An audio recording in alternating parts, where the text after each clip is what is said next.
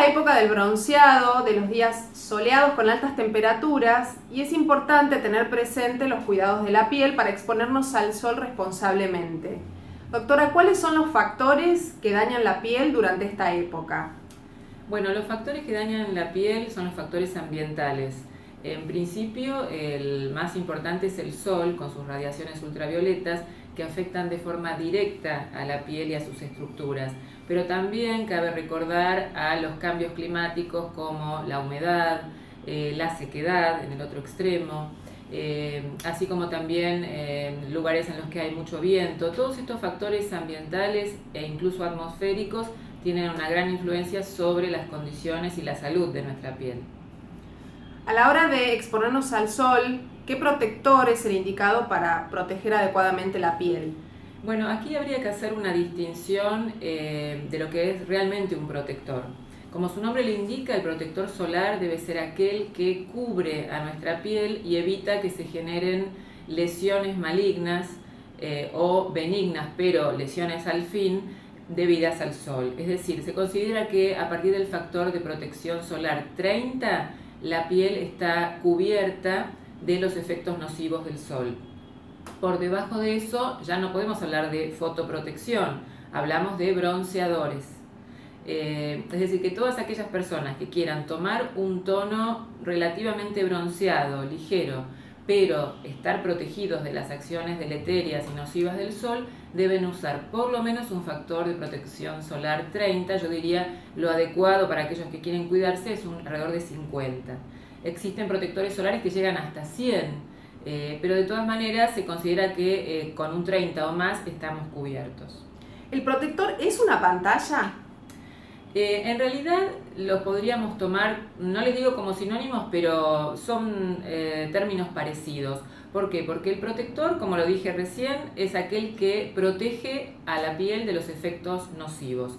La pantalla por sí misma es una cobertura completa, total, es decir, que no va a dejar pasar ni un rayo solar o el porcentaje que pasa es ínfimo. Finalmente entonces un protector solar que tenga un buen efecto y un buen resultado es aquel que justamente filtra el pasaje de esos rayos nocivos para la piel y de esa manera cubre de cualquier efecto deleterio sobre la piel, por lo cual pantalla y protector podríamos decir que son similares, si bien la pantalla se considera que es la que ocluye completamente el paso de los rayos, mientras que el protector solar va a depender justamente del factor de protección solar.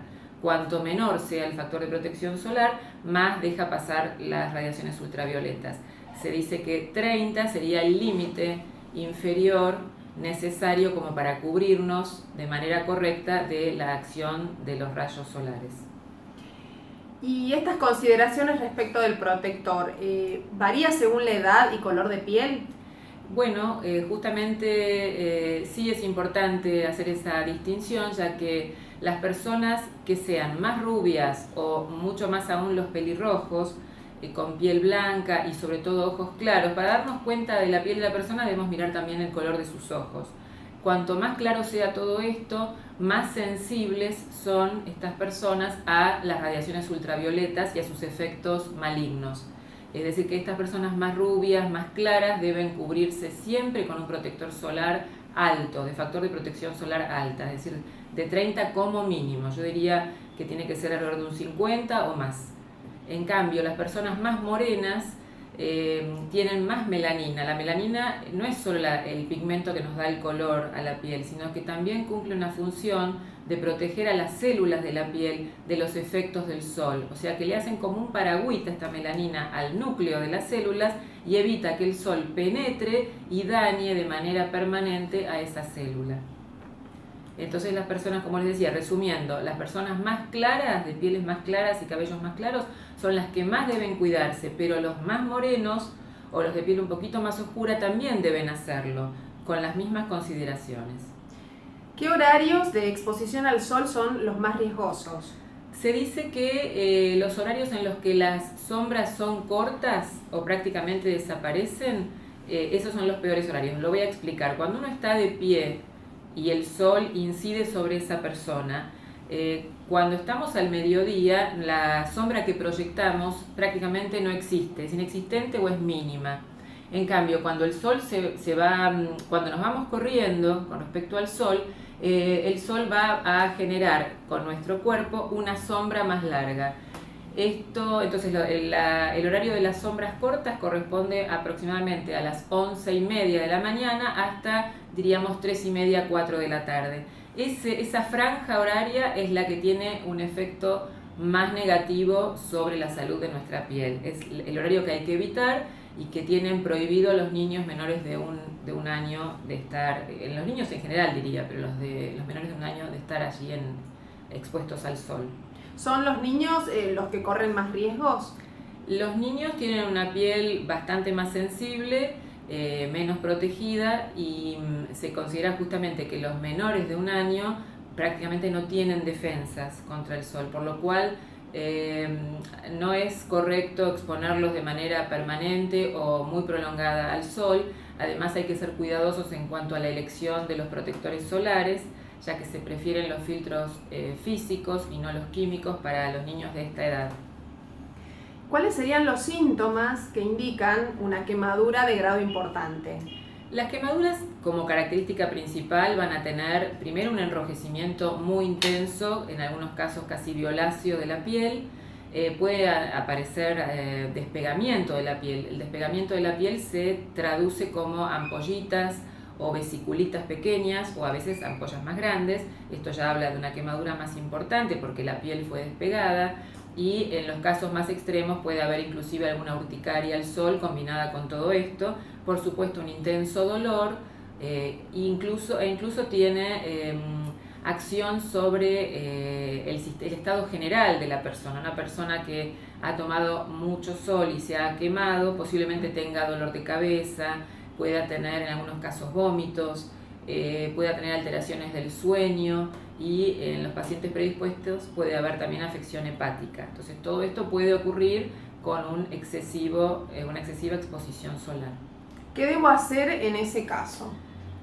Lo ideal sería evitar estos horarios y siempre usar protector, sabiendo que el protector se renueva cada 2 horas. Si lo cumplimos, es muy raro que al quemarnos o al broncearnos generemos una quemadura solar. Pero si esto sucediera, lo primero es colocar agua fría. Lo que hay que hacer inmediatamente es enfriar la zona, ya que justamente es el calor el que está despegando a la piel. Entonces, frío, si hay agua con hielo, mejor aún. Si se tiene alguna sustancia de tipo grasosa o vaselinosa, mejor aún si tiene todavía alguna crema con antibiótico, colocarla. Existen cremas específicas para las quemaduras que pueden recurrir a la farmacia y seguramente las tendrán, y cremas vitaminadas, es decir, que todo esto que será indicado por supuesto por un dermatólogo, ya que es algo serio. Incluso en las quemaduras extremas en las que hay despegamiento de mucha piel, se requiere un tratamiento muy específico con la colocación de sustancias reparadoras de la piel y unas vendas o gasas especiales. Todo eso ya requiere una consulta adecuada. Pasando al tema del cáncer de piel, Sí. ¿A qué se debe? ¿Es uno solo? ¿Existen diferentes tipos de cáncer de piel? Existen diferentes tipos. En líneas generales se divide en 2 grandes grupos de cánceres de piel o cánceres cutáneos. Están los cánceres no melanoma y está el cáncer llamado melanoma. O sea que esa sería como la gran división de aguas que existe en la dermatología. Luego, dentro de los que son cánceres o tumores o lesiones malignas cutáneas no melanoma, hay una serie importante que su nombre será secundario al tipo de célula que predomine. Clásicamente se describen, por efecto de la luz solar, 2 tumores malignos de piel no melanoma, que son el epitelioma vasocelular y el epitelioma espinocelular. Y por otro lado queda el melanoma con todo el gran espectro que esto significa. Este melanoma es un tumor muy maligno que, si se toma para el tratamiento en etapas iniciales, tiene muy buen pronóstico, pero a medida que va pasando el tiempo y el melanoma aumenta y se profundiza y puede incluso tomar los ganglios regionales, ya el pronóstico cambia o se modifica quizás de manera más negativa. Sabemos que otra manera de broncearse es el uso de las camas solares. ¿Estas aumentan los riesgos de cáncer de piel? Sí, definitivamente las camas solares en realidad tienen un nombre muy marketinero, muy agradable para escuchar, porque cama lo asociamos inmediatamente con descanso, placer, y solar con expansión, estar al aire libre, pasar un buen día. Sin embargo, todo aquel que haya visto lo que es una cama solar habrá visto que es un cubículo en el cual se emiten radiaciones. La persona está expuesta a esas radiaciones por corto tiempo, lo cual nos indica también qué fuerte, qué intenso que es esta radiación, ya que se requieren quizás 15 minutos para obtener el bronceado de tal vez una hora y media o 2 horas de estar expuestos al sol. Nos da una idea exacta de cuán dañino es.